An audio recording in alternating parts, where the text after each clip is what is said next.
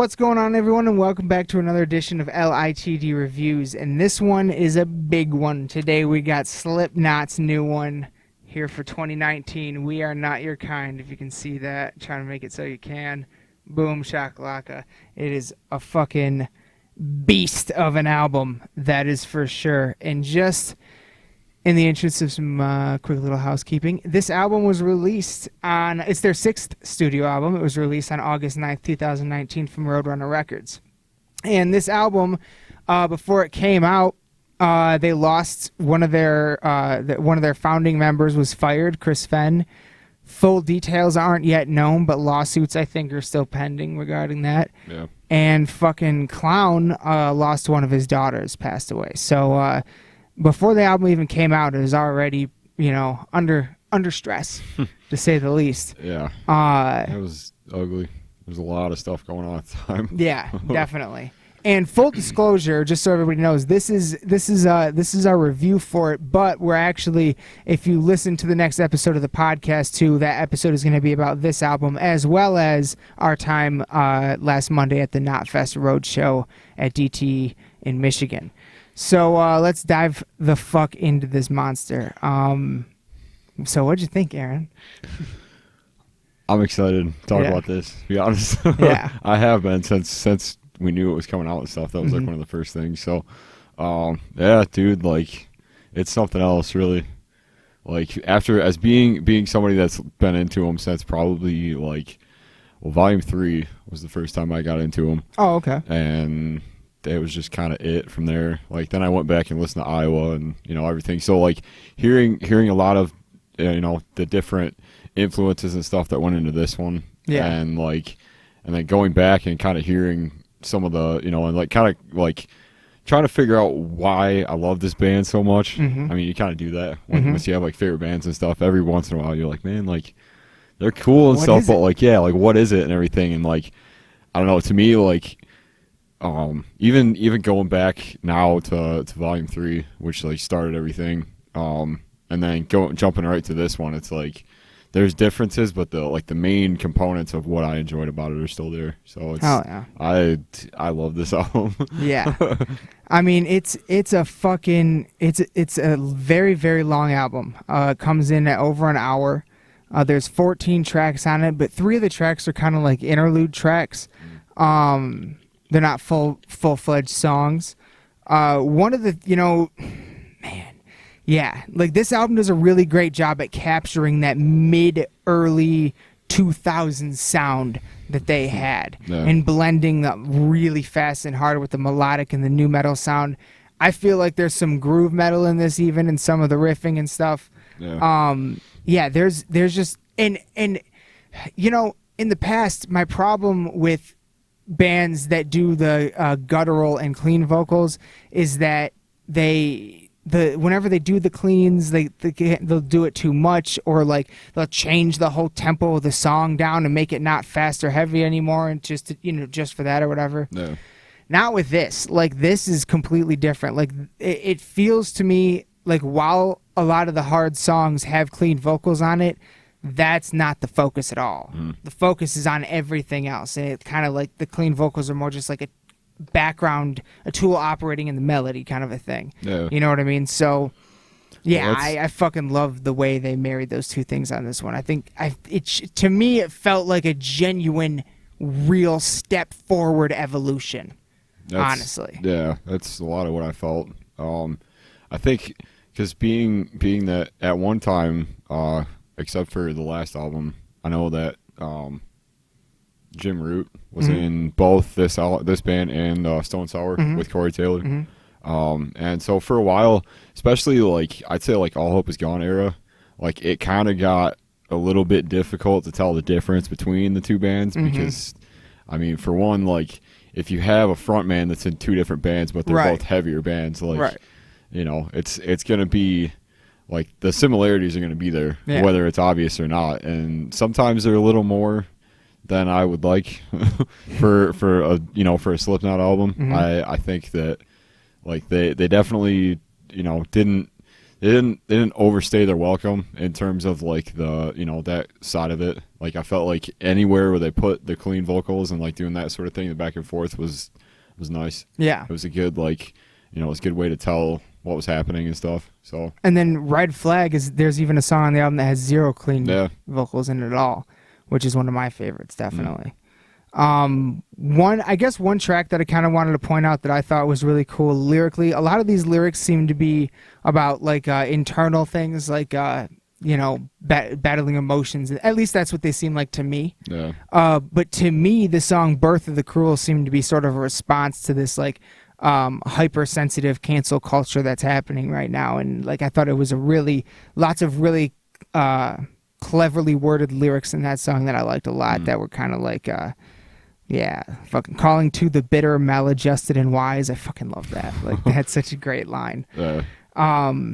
And one thing I will say that I was a little bit bummed out on this album is there is one track with any kind of guitar solo, and that track is Spiders. Yeah, which is weird. No other track has a guitar solo on it though. So that but there is a lot of really great guitar work.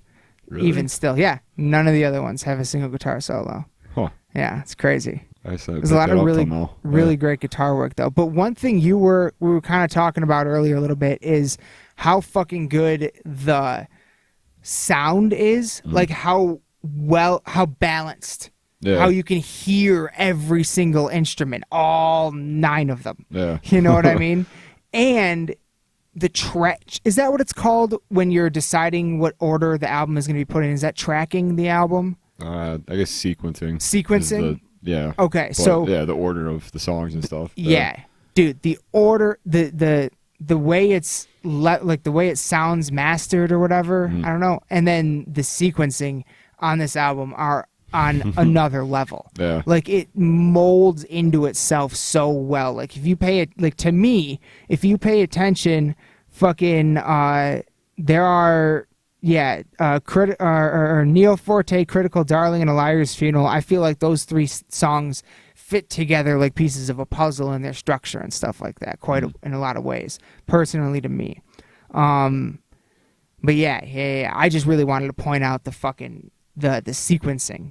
That I thought they did such a good job with it. Yeah, that's always something that I've liked about them. Like you can tell that each album has its own, you know, like feel to it, and its own, like, you know, it's not just, I mean, you can listen to just the singles and stuff, like they're not necessarily like a full album band, but in some ways they kind of are, because you can tell that, like, I mean, it's like 5 years since the last one. Yeah. So like in that time, you know, there's been a lot of things that have happened, and but yeah, you can tell that like that's something that they think about before even releasing it and stuff. And to be honest, like, the only issue that I have with it is I feel like My Pain could have had a way bigger effect on like just the feel of the album as a whole if it were the last song on the album.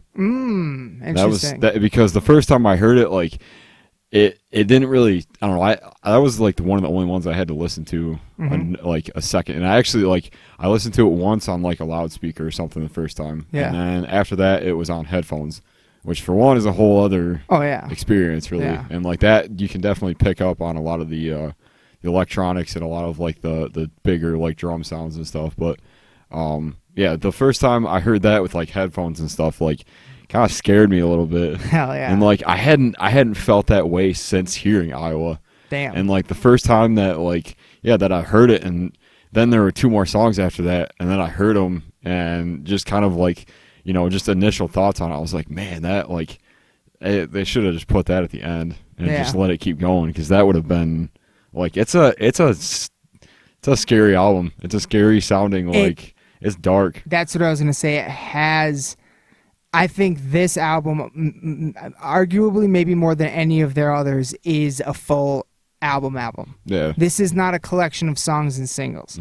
This is a cohesive piece of music, and you get that from like the intro track and the interlude tracks. They're setting a stage. They're adding to the ambiance. This album has for me at least, it has an aura to it, to where even if there are certain tracks on it that I probably would never be like, oh, I want to listen to one of the new Slipknot songs. Let me pick this one. You know, there are certain songs on this album where those would never be the songs I would pick just to hear a quick song off the album. But if I'm ever sitting down to listen to the album as a whole, there's not a single track you can skip.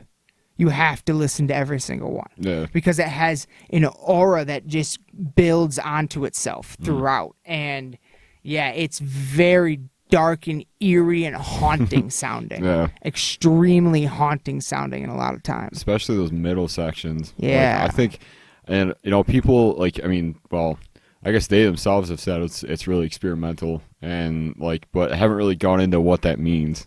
Right. And to me, like, it stands out in not only, you know, like you're saying, just the whole feel of it and just like all the sounds and stuff, but like there are songs on here that I didn't even know that they were capable of. Like they're and that was something else that I was listening to, you know, we're just kind of reading about is a lot of people were saying like, you know, like the first half of the album starts off really strong. It's like the heavier like singles and stuff, I guess. And then like, you know, they hit you with this stuff that like makes you forget that they could actually do that. Like that was a part of their sound and stuff. Unless you're like OG, like, you know, since first album kind of. They really used, it feels like they used their entire arsenal of tools to create some of this. Yeah. And I think it's cool that a lot of times, I mean, even when I was listening to it the first, you know, handful of times, it was like I was picking out things that were from like other albums. Like there's a like the opening riff on Orphan sounds like either what was it? Blister Exists or 3-0. Oh, just that main like I know what you're talking about actually. Yeah, I know what you're talking about. Yeah. So it's and like there is a lot of that. And then but it's not blatantly like it's copied from it. It's more like it's just like some of that sound is retained in the evolution of what's happening is how I feel about those situations. Yeah, on this one. I don't know. I like the weird half of it. I like the second half of it better. And and they really do go all in. Like there's, you know, they have the weird like almost like Tim Burton-y nursery melodies going on in the background and stuff. Like it really is crazy. But like it's also really catchy. Oh yeah. And still really good. Yeah. You know what I mean? And really does add to the whole feel of the entire album. I was kind of surprised at how like catchy it was. Yeah. For being as heavy as it is. You know? Like every song has a good hook to it. Yeah. Even Spiders. Yeah. Which I think I'm surprised. Quite honestly, I'm kind of surprised that Spiders, even though it is one of the weirdest ones, I'm kind of surprised that Spiders and what was it? Not Long for This World weren't the two singles. You know what I mean? Like I could see those, even though Spiders is super weird, I could see that appealing to a very large audience. Yeah. So, you know, I'm surprised that they, you know, for them to have picked the heavier tracks as the singles, to me is sending a message and saying that, you know, if you want to hear a single, fine, we're going to give you the stuff that's hardest to digest for your standard listener. You know what I mean? So, yeah, it's in terms of heaviness at least. But yeah, so I think, you know, I'm surprised at their choices of singles, but I'm happy with them because I like those ones a lot. I didn't really like Unsainted a whole, like I liked it, but it was one of those things, and for the first time in a while, it actually surprised me, which is interesting because, you know, like because between, I'd say, like All Hope Is Gone and the fifth one, the Great Chapter, like there's moments to those that are pretty similar, and this one is like, you know, it has a pretty samey like structure as far as like the songs, and so I mean some of them have some different, more experimental parts and like more drawn out sounds and stuff like that, but I don't know, this like there's just something about this one that's just like, I don't know. It does have its own. What about the drums? Oh, dude, yeah. That's a huge thing that I noticed, and that's something I'm surprised nobody's talking about. Well, and that's my even back when, because my personal history with Slipknot is that right when I was getting into more extreme heavy music, Slipknot was all over the radio. Yeah, they were about the heaviest thing on the radio, but they were all over the radio. And if it was on the radio, I didn't like it. That was my only criteria. Yeah. So I didn't really give them much of a chance until a little bit later, and I started to like, Before I Forget and Pulse of the Maggots. A lot of Volume 3 is what got me into it. And then honestly, you got me into them much more, and I'm glad you did, because going back over the past couple of years and listening to the older stuff has been amazing. Fuck, I forgot why I started that. Oh yeah, that was it. One of the main things that drew me into them to begin with was A, how big their band was, and then B, finding out that most of those members are like a drummer of some sort or a percussionist. Yeah. So I always loved that big drum thing that they bring to it. That's part of their sound that I absolutely adore. And you, being a drummer, I want to hear your take on the drums for the new album. It's stuff that I want to do. It's like it's inspiring, honestly, to kind of hear like, the extra added like hits and little like bigger things to kind of like thicken everything up and stuff. Like it's cool to me, and like it's always very meticulous. Yeah. Like it's not like overbearing a lot of times. That's a good way to put it. Yeah. And like it adds to the, like a lot of times it's either like in a bridge or like in like a big verse, I guess. Yeah. Or they just kind of like, I don't know. There's like a stomp to it. They're really good at doing the stomps. Yes. Yeah. But aside from that, like the second I heard it was, well, I guess it would have been Nero Forte at first, because that's got the one at the end of it. Yeah. That's really sick. Yep. And like the first time I heard it, I was like, finally, like, because they didn't do that on Volume 5.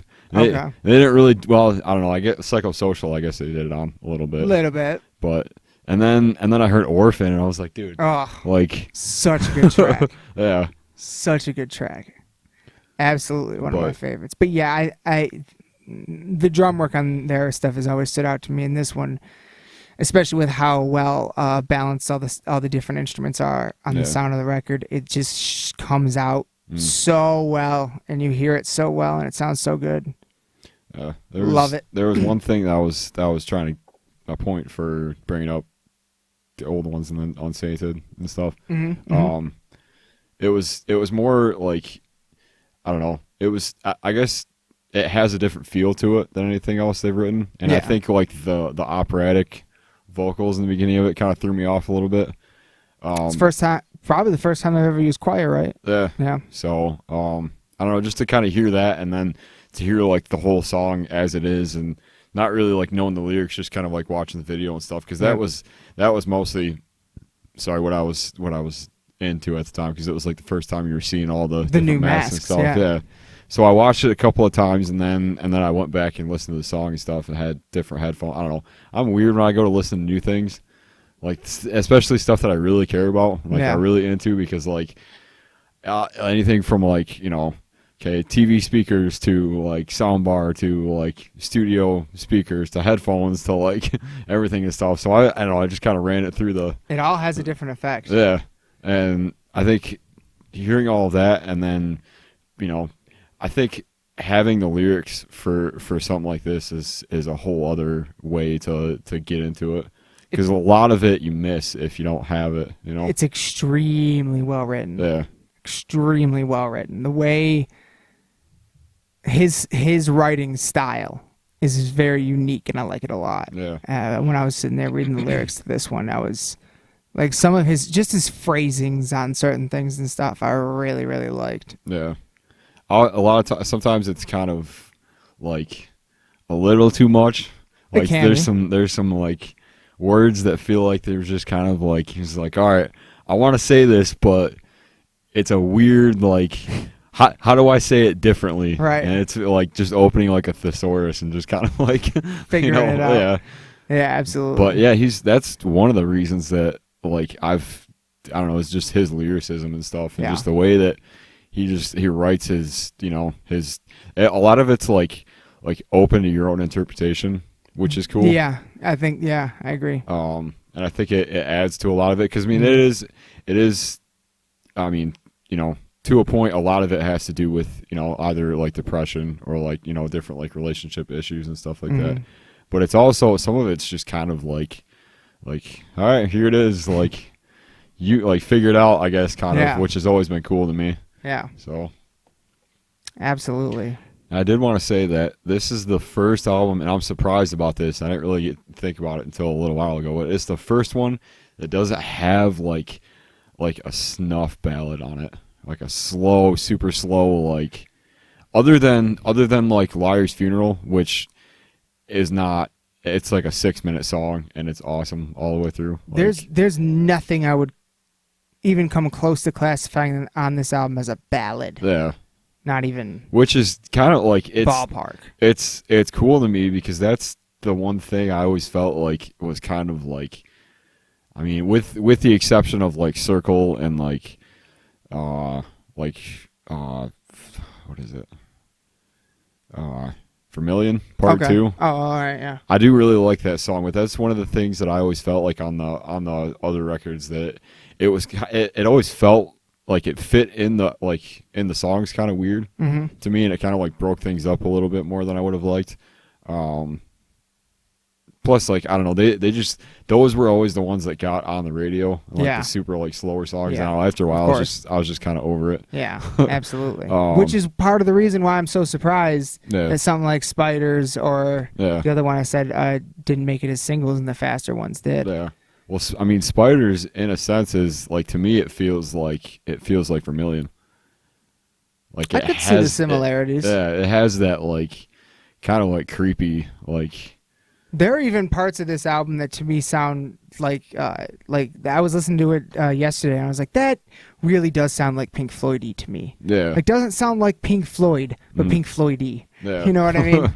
Like, those real creepy, slower fucking parts. There was a fair amount of slower parts on this album, but nothing ballady at all about any of them. They're all very, very creepy. Yeah. I feel like you're in a fucking haunted house or something. Like I think I texted you after listening to it the first couple of times, I remember, or somebody, I don't know. I was talking to a whole bunch of people about it the day of, but like, man, there's something about, I mean, other than the fact that like you can feel it, like there's certain things about it that are just like, that just kind of crawl into your skin a little bit, and I think like that's why I think that My Pain stands out to me so much. Okay. For one, I don't know. I guess I'll backtrack and say I don't really like the title, but I understand it. Fair enough. It's kind of like, I don't know. It's just not. I don't know. It's kind of like it sounds like something I would have written down. Yeah. Trying to write an old song, I guess, but like, I don't know. Other than that, like, it's. I mean, there's not a lot going on in it, but the sounds and like what he's saying in it. I remember saying like, or thinking like this is what depression feels like. Like, this is what, this is what like being just super like in your own head, kind of like, just depressed feels like. This is what it sounds like to me. Damn. And like, he captured that for you. Yeah. That's crazy, actually. And I don't know if like that was the point or whatever, because like I went on and looked up, I was just like on the comments and stuff and kind of see what other people were saying about it, and that was kind of, and like it kind of changed my like perception of it, because that was like, that's kind of the big like polarizing song that's on this. Really? I feel like it just seems to me like for a lot of people, like it sounds like kind of an interlude, but for me, like, I don't know, like it's like I said, it sounds like it could have been something off Iowa, like sound wise, like soundscape wise, because that was, I mean, they had a lot of different stuff, like you remember Skin Ticket? Yeah. Or I mean, obviously the title track had that same kind of feel to it, but it just like the whole way through, it just kind of like creepy and like kind of like slugs along and stuff, and I like was like, that's like. I don't get why that's such a surprise that something like that was on there, because it's within their their range, wheelhouse. It's So Absolutely. yeah, I really like that one a lot, and it took me like listening to it a second time and actually like hearing it as a whole piece Right. instead of just the one thing that. And that is absolutely how I recommend listening to this album, is as a whole piece, not just singles and stuff like that, because it really is something that needs to be taken in and digested. And the more times I hear it, the more and more I like it. Yeah. Like, there's so much to take in. You're not going to hear it all on the first listen. Absolutely not. So, yeah, it's a massive album. Like, very thick. Has a very thick and, like, yeah, thick and haunting aura about it. That is, that I really, I'm absolutely really enjoying. And, yeah, first couple listens, there were some tracks that I did not particularly care for, and now they're some of my favorite tracks. Yeah. So, it's crazy. That's it about... really does grow on you. Yeah. Definitely. And actually, as of today, it became the first number one metal album in the UK in 15 years. Oh, really? Yeah. I saw it beat out Ed Sheeran. I thought that's what you were getting at, but nope. That too. But yeah, it's the first number one metal album on the UK charts in a very long time. So it is. It's going to be a big fucking crossover.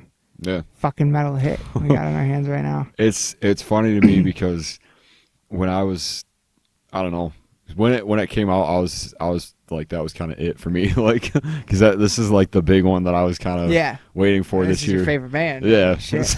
So like, I don't know, I was kind of I was pretty deep into it and stuff, and then it got to be like the next day and everything, and I was like, all right, well, as much as I love this, like, I got to hear something else. Yeah. Like, give it a break for a second. Yeah, but that's always kind of been the thing about them for me, is that like, as much as I can't tell you how many times I listened to like the first 3 albums. Yeah.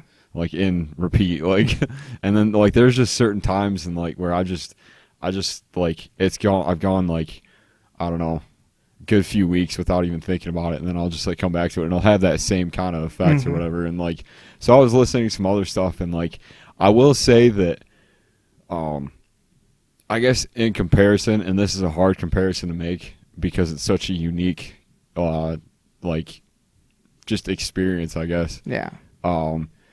It's not the heaviest thing that exists anymore. And as far as like them as like a really heavy band, like it still holds up with everything else, and like I would even put it like, I don't know, like 4th as like 4th favorite, I guess. Okay. But like it's so weird, as like, I guess it's more like a taste thing, as like a preference thing, and like I could see how that would be kind of like a contest point for somebody who's like, you know, really into like super heavy stuff, like that's it. Yeah. Because it's not like there are points of this that are kind of like a little bit more like on the softer range, and there are things that are, you know what I mean, but it's always kind of how they've been. But like I don't know, it's just funny to me that like, you know, because I think like Carnifex came out then, and then we went from that to Thyre's Murder, and then I think there was one other one that came out. Convalescence. Yeah, that one, and then so it was like all these, and then like you hit this, and then there's like, I think what was the other one that came out today? There's a couple of them. Oh, I don't know anything else that came out today. Oh yeah, the new Shadow of Intent came out today. Oh. So there's that one, which is on a whole other plane or whatever. But like, it's, to me, like, it's, I don't know, like, it's, I guess what I'm trying to get at is that, you know, after listening to this band for like since like 2004 or 2005, and then like, you know, here it is like 15 years later or whatever. Like they've been around since 95, which is like crazy to me that like somehow a 9-piece metal band from Iowa can put out 6 records, and like from the 3rd one that got me into them until this one now, and like they put out stuff and it still excites me, it still like gets me going or whatever, like it still has that same feeling that it did, like, you know, it doesn't matter that it's not like the heaviest thing ever, because it's, you know, it's just I don't know, makes me happy that it actually like stuck with me and like surprised me the way that it did and stuff. Yeah. So hell fucking yeah, that's great. Yeah. Well, I kept saying, you know, I feel like I feel like it almost could have been released right after Volume 3, but the more I thought about it, I feel like that's wrong, in that it's almost too evolved to have been able to have been released then. Like it's so much, it just feels like such a step forward, like an advancement. Yeah. Just really showing off all the tools in the arsenal that they got and all the talent that they have. And I think that's really cool. I'd say that it makes sense now looking at it from the stance of like, because that was, you know, and that was kind of before me, like before I really got into them, was the switch between Iowa and Volume 3 when that came out, because I guess when that was like first kind of happening, like it surprised a lot of people, and because like it's so different, like his vocal style and everything, and like there's actual like softer parts on it and everything, and like so it's, I don't know, like I feel like it makes sense that you know, for the self-titled and then Iowa, and then from Iowa to the third one, and then after the third one to All Hope Is Gone. And then, you know, it just like everything, it just their whole discography kind of like makes sense. Yeah. Like it all kind of seems like if you didn't have one, you couldn't have the other. Yeah, that's true. And that's a good point. I think that because Volume, like with the Gray Chapter, I like it, and I just you know, I still listen to it a lot, but it's not what I would consider my favorite, and it's the first one that, you know, after, and we've talked about this before with a bunch of other bands, but like, you know, that album, for what it's worth, could have, you know, almost never been made. It could have almost never existed and stuff. And, you know, the fact that it does, and the fact that they're still going on after all the crazy stuff that's happened, you know, losing their bassist, the thing with Joey and everything like that, and then now the thing with Chris, like a couple months before. Yeah. Like they put out the first, I don't remember how far it was between All Out Life and, well, All Out Life was October, and this was earlier this year, so. Yeah, so it was somewhere in between there where but I knew that they were in the studio when all that was happening, and you can tell that a lot of what was happening, especially like the stuff, and that's why I'm not like, it just makes sense to me with all the stuff that Clown put onto it, because I feel like that is, you know, which is a lot of the interlude experimental stuff. Yeah, like it just, I don't know, like it's they've always been about art. They've always been about, like, you know, projecting that onto, you know, everybody that's listening and stuff. And to me, like that's a pretty solid example of what happens when, you know, you go through something traumatic and end up using it for, you know, absolutely for the art's sake. Yeah. So fuck yeah. Give it a rating. Well, I want to give it like a 10, to be honest, but I will full rating is what you're giving. Yeah, I will say this, and being it is my second review, I feel like it would be weird to give it a 5. Fuck it. But feel what you feel. I mean, that's what it is. I'll give it a 4.5. All right. Because you insist. As much as I do like it, as much as I do enjoy it, there are certain things on it that still, like, I don't know, there's like maybe like a song that here or there that, like, I think it's mostly Critical Darling. Okay. Just because, for one, I don't really like that title. Yeah. But that's neither here nor there. But that's all, like, to me, that song kind of sounds like a Stone Sour B-side. Okay. Sort of, which isn't a bad thing, but it's just not really, I don't know. That, and like, if All Out Life would have been in the space of that, or at least somewhere on, you know, it just, so. All Out Life's a great song. Yeah, and I didn't realize it until they played it. I was like, holy shit, this is. But yeah, I'll say 4.5 just because, you know, those reasons, and it's still, like, it's not my favorite, but it's damn close up there. Hell yeah. Pleasantly surprised, no doubt. Just as I was absolutely pleasantly surprised. I was not expecting to like this album nearly as much as I do. I, too, am going to give it a 4.5 out of 5. I really think that this is a giant achievement for a gigantic band. And, I think this is going to be looked back upon as a pretty big moment for this band, and, you know, maybe even for the entire metal scene. Maybe we get a whole bunch of newbies. So, who knows? Either that or a that's kind of an interesting topic. New metal resurgence. Yeah, we shall see. Maybe. You never know. They're number one right now. Yeah. So who the fuck knows? Interesting times, no doubt. But this is a great album. We Yeah. Are Not Your Kind, the 6th full-length studio album from the 9, Slipknot, the fucking maggots of Iowa. Trying to get a good shot for you there. It is great. Cover. Clown does all the covers, right? Am I right about that? Yeah, I know he does like 99% of the art direction. Yeah, for everything. yeah. I'm so. pretty sure he does the covers or something. So, shout out and definitely if you have a chance to see them on the touring Knotfest Roadshow right now, go fucking see them. Listen to our newest episode of Lost in the Dark podcast to hear our review of that. We had a great time. And yeah, I really hope all of you enjoyed this review and enjoyed this album as much as we do. It's fantastic. And we'll be back again very soon with a whole lot more. Thank you so much for watching. Raise your horns, bang your heads. Love you all to death. Good night.